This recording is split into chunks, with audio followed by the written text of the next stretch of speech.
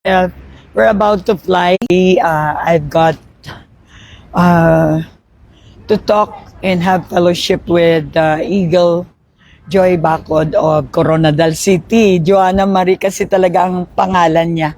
But we are so thankful for the privilege kasi it is well prayed. Pag well prayed ang isang bagay, God orchestrated in a way that it should be under His plan. So yung trip na to is very orchestrated na I never realized before.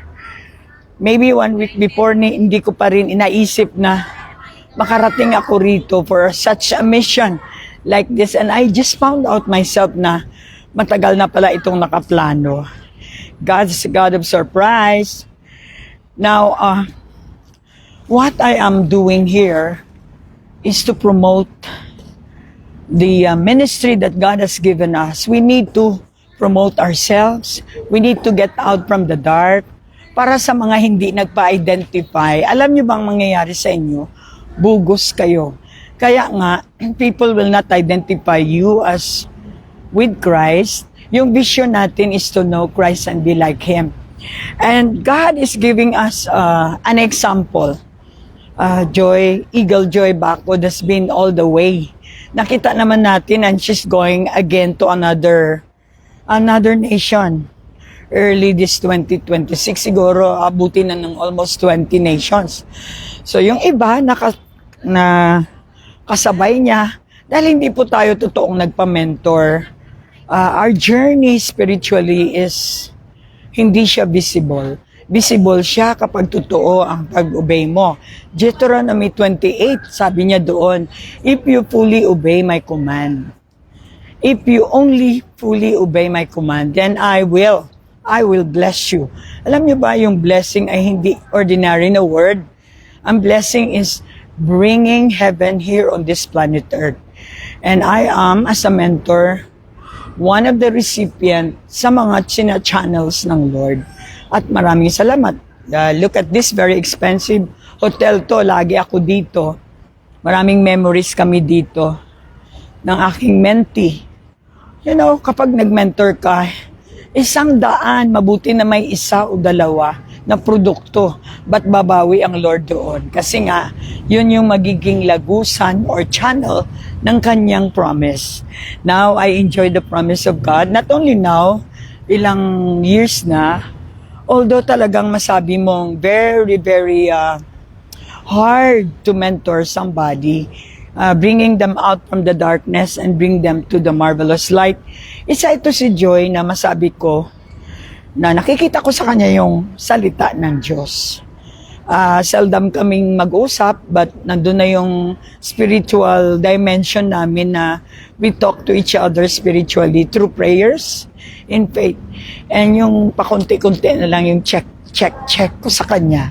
At alam niya yan, pagpunta ko rito is one of checking her vitality in the spiritual. So maraming salamat sa inyong prayers. You've been a part of it and I believe you, di lang inspiration ang nakuha niyo. Ayoko ng mga inspirational or something like that. Greater influence. Yun ang word ng Lord. Naging influencer din siya dito sa Manila. At ito na rin yung isa sa mga ministry ko. Si Joy Bacod of Coronadal is my ministry, my VCF in South Cotabato that spreads her wings. Lahat ng mga spiritual intakes niya multiplied ay napunta rito sa Luzon. And how I wish, I desire everyone who are now in other countries na maging inspired din si Tata, si Gaga, si Ken, si Mark Ojero in Dubai, Jollibee in Abu Dhabi.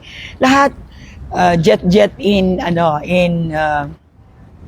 Saudi Arabia at lahat ng mga na-disciple na kung kayo man ay hindi pa nakaka-produce ng bunga katulad ni Sister Joy ninyo, Eagle Joy, well, buhay pa kayo. You have still the opportunity. Grab the opportunity so that you will not miss it. When the day will come, we'll be together, gathered in one place, and we'll be receiving our reward because our God is a God of reward. May God bless you all eagles, all leaders of BCF. You know that I love you. In spite of all the pains and all the struggles that we've been through, the years since 1998 hanggang ngayon, the product shows. The evidence of His promise really shows. At patuloy itong magmamanifest sa ating mga buhay.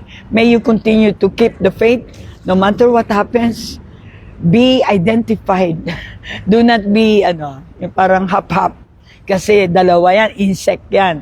We only have one head, one God. We have one identity. Kung ano nakikita kay Jesus, nakikita sa leader, at sa mga mentee, yung mini-mentor natin nakikita. Yun ang sinisituit ko, na we should be in accordance to the Word of God. Our vision is to know Christ and be like Him. And so what are we doing in IGP is to promote the kingdom in another level, in a higher level, internationally. That's why I asked Joy to promote this IGP here in Luzon, so that one day together when God called us, maybe in other countries, that would be a grand manifestation of His promise to all of us. May God bless you and Merry Christmas. Let's enjoy our family. When we go home, of course, Tintin, our youngest pastor, si CJ at saka si Tintin has something for our young people, the next generation. And so with our children. We are generational church. That's why I'm so proud to tell you, the whole world, that in a small group such as this, in Mindanao, in Purok YBL, we can saturate the whole Coronadal City with light. Let there be light. Jesus is light. Jesus will reign over our Coronadal City, and it's a manifestation and representation of the kingdom of God, where righteousness, peace, and joy in the Holy Ghost. God bless you. Romans 14:17. I want you to show the place where Joy had prepared for us. We're enjoying the favors of the Lord. Ayan po. Siyempre, hindi nangyari ito pag hindi tayo nag-labor din, So, kailangan may nag-labor para meron tayong supply. At ito yung one of the rewards of the Lord. Isa lang ito sa mga rewards. Marami pang mga rewards. So, this is Palm 1, Palm 3 Villa, one of the villas. At dito rin kami noon. Like si Jim noon, si Miriam, at lahat ng mga nakasama ko sa Manila. Like, hey, Boy Gadin, Jerry, and also Marilyn Dumago, Wilson, at maging si Ramir.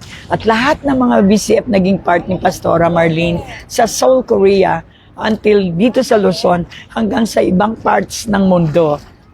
Merry Christmas. We love you. And this is my camera woman. Tin. Amen. Wow. And bye-bye.